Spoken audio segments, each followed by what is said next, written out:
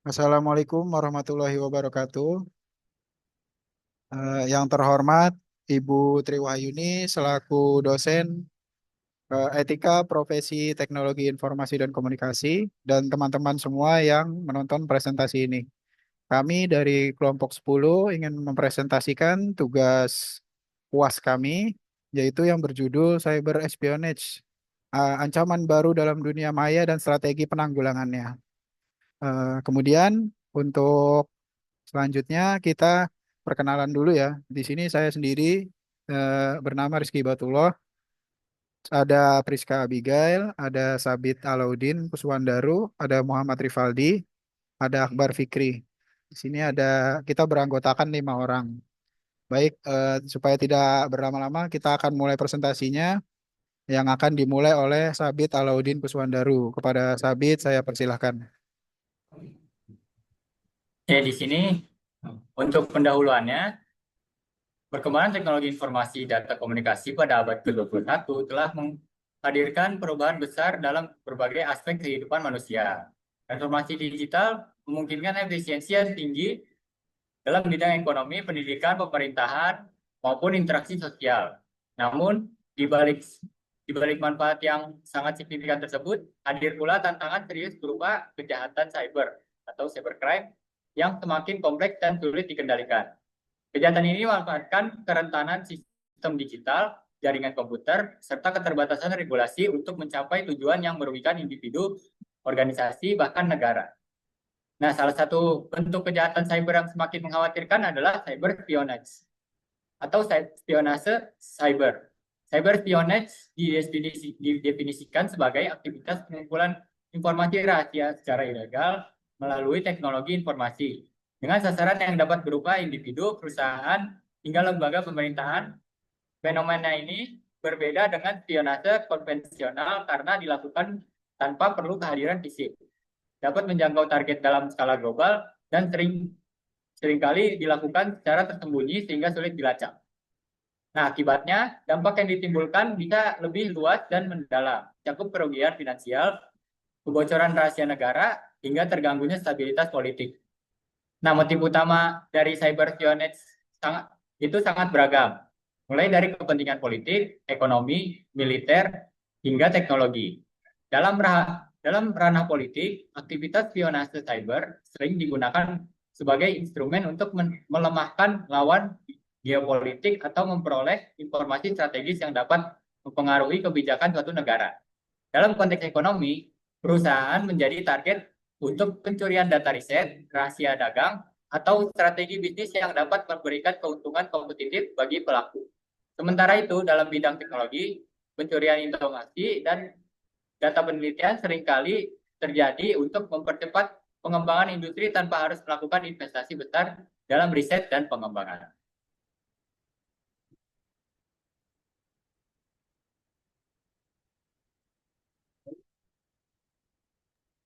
Baik, selanjutnya presentasi akan dilanjutkan oleh Akbar Fikri Ramadan. Kepada Akbar, saya persilahkan. Ya, selanjutnya kajian literatur. Satu ada cybercrime. Menurut United Nations Office on Drugs and Crime, cybercrime merupakan tindakan kejahatan yang dilakukan melalui sistem komputer, jaringan, atau perangkat digital. Cyber espionage masuk dalam kategori cyber dependent crime, yakni kejahatan yang hanya dapat terjadi dengan bantuan teknologi komputer. Kedua ada cyber law. Cyber law adalah perangkat regulasi hukum yang mengatur aktivitas di dunia maya.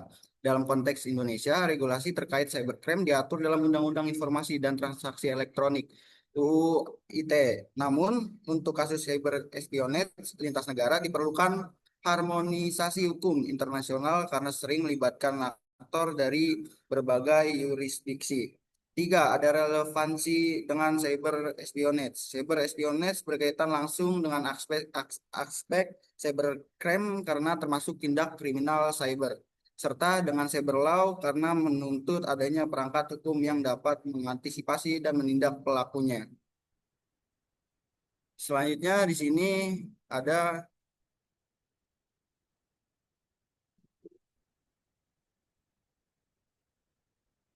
uh, motif politik dan militer.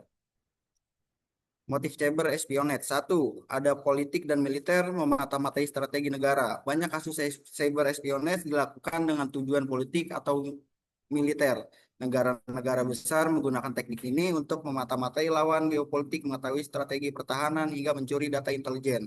Contoh kasus yang cukup dikenal adalah dugaan keterlibatan kelompok APT28 Fensibir dan APT29 Kozibir yang berafiliasi dengan Rusia dalam membobol jaringan politik dan pemerintahan negara lain. Hal ini menunjukkan bahwa cyber espionage dapat dijadikan instrumen perang non-konvensional yang lebih murah, lebih aman, dan memiliki efek strategis besar. Kedua, ada cyber espionage juga banyak ditujukan kepada perusahaan multinasional. Motifnya memperoleh keuntungan kompetitif, harus mengeluarkan biaya besar untuk riset dan pengembangan.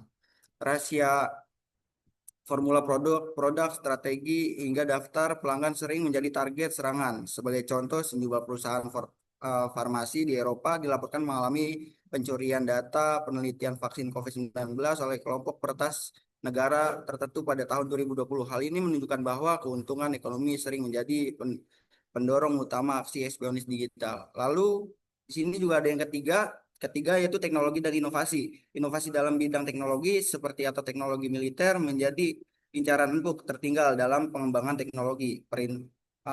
Pintas yaitu mencuri hasil riset pihak lain. Dengan demikian, mereka dapat mempercepat proses pengembangan teknologi tanpa harus menginvestasikan waktu dan sumber daya besar. Lalu ada yang keempat itu motif sosial dan keamanan nasional. Selain kepentingan negara dan perusahaan, espionage cyber juga dapat ditujukan untuk melemahkan stabilitas sosial, penyebaran informasi palsu, pengumpulan data pribadi, warga negara, hingga upaya memengaruhi opini publik termasuk dalam bentuk espionage yang dapat merusak keamanan nasional.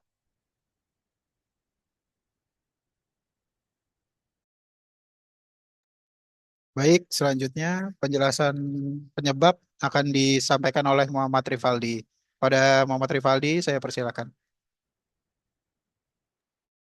Ya, di sini saya akan menjelaskan penyebab cyber espionage. Yang pertama itu ada kerentanan teknologi. Banyak organisasi yang menggunakan perangkat lunak atau infrastruktur yang rentan karena tidak diperbarui secara berkala. Kelemahan pada sistem operasi atau aplikasi jaringan dapat dieksploitasi oleh pelaku untuk menusuk dan mengambil data. Lalu di sini yang kedua ini ada human error. Human error ini data dari berbagai studi menunjukkan bahwa faktor manusia adalah titik terlemah dalam sistem keamanan phishing, rekayasa sosial, hingga kelalaian dalam mengatur kata sandi membuat sistem rentan disusupi. Lalu di sini ada yang ketiga, ada persaingan geopolitik, yaitu rivalitas antar negara dalam bidang publik, militer, dan ekonomi turut mendorong maraknya spionase digital negara-negara yang ingin meningkatkan posisi tawar di panggung internasional. Sering membuatkan aktivitas ini untuk memperkuat kapabilitas strategis mereka. Lanjut ke empat, ini ada alat peretasan semakin canggih, yaitu saat ini banyak perangkat lunak berbahaya atau malware, kit eksploitasi, dan alat peretasan dijual bebas di dark web. Hal ini membuat pelaku tidak harus memiliki kemampuan teknis tinggi untuk melakukan spionase. Untuk dengan membeli atau menyewa pelayanan, mereka dapat melancarkan serangan yang kompleks. Selanjutnya ada upaya mengatasi ancaman cyber harus dilakukan secara menyeluruh melalui 3 lapisan. Tahap represi untuk fokus utama adalah meminimalkan kemungkinan terjadinya serangan dengan membangun sistem pertahanan cyber yang kokoh.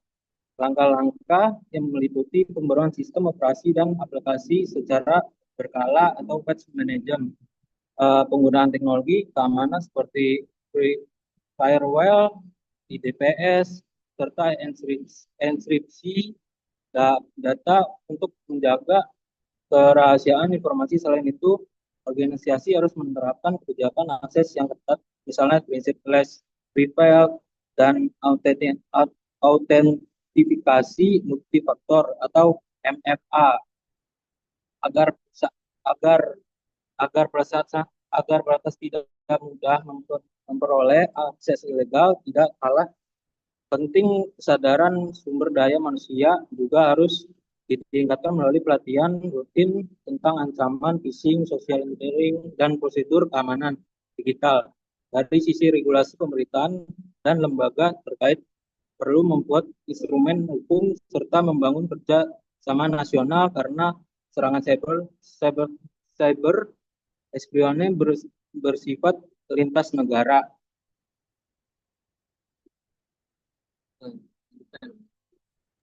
Baik, penjelasan Lalu selanjutnya akan disampaikan oleh Priska Abigail. Kepada Priska Abigail, saya persilakan.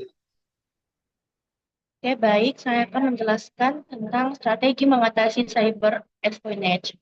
Yang pertama ada aspek prevention atau pencegahan, yang dimana tujuannya untuk mencegah serangan sebelum terjadi. Langkah utamanya, yang pertama, patch management dan update system. Yang kedua, firewall, ADIs, enkripsi data. Yang ketiga, MPA dan prinsip least privilege. Yang keempat, edukasi karyawan tentang phishing dan social engineering. Dan yang terakhir, regulasi cyber dan kerjasama internasional. Yang kedua ada aspek detection atau deteksi, yang dimana tujuannya untuk mengidentifikasi aktivitas mencurigakan sedini mungkin. Langkah pertama, monitoring sistem dan log aktivitas. Yang kedua, analisis lalu lintas jaringan atau network traffic analysis. Yang ketiga, threat intelligence dan log.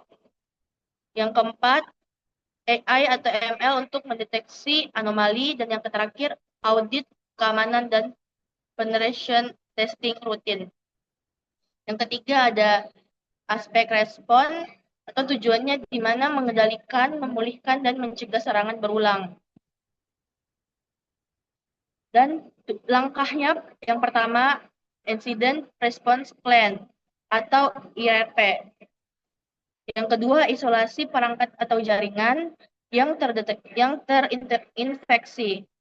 Yang ketiga, backup dan recovery data. Yang keempat, forensik digital untuk investigasi. Dan yang kelima, evaluasi dan peningkatan keamanan pasca insiden.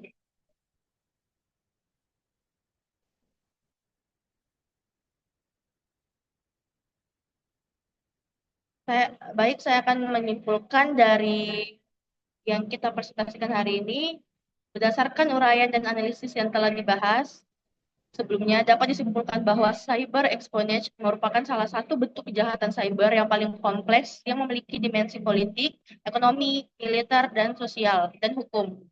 Kejahatan ini tidak hanya menyerang individu atau organisasi, melainkan juga mampu mengancam stabilitas suatu negara. Motif utama dari serangan cyber espionage ini meliputi kepentingan politik untuk memperoleh informasi strategis, tujuan ekonomi berupa pencurian rahasia dagang atau data bisnis, kepentingan militer dalam meretas sistem pertahanan, serta motif ideologis untuk melemahkan pihak tertentu. Dengan demikian, cyber espionage bukan sekedar masalah teknis keamanan, melainkan juga persoalan geopolitik global yang melibatkan persaingan antar negara. Baik, sekian presentasi dari kelompok 10. Kurang lebihnya kami memohon maaf. Terima kasih kepada teman-teman yang telah menonton video ini. Wassalamualaikum warahmatullahi wabarakatuh.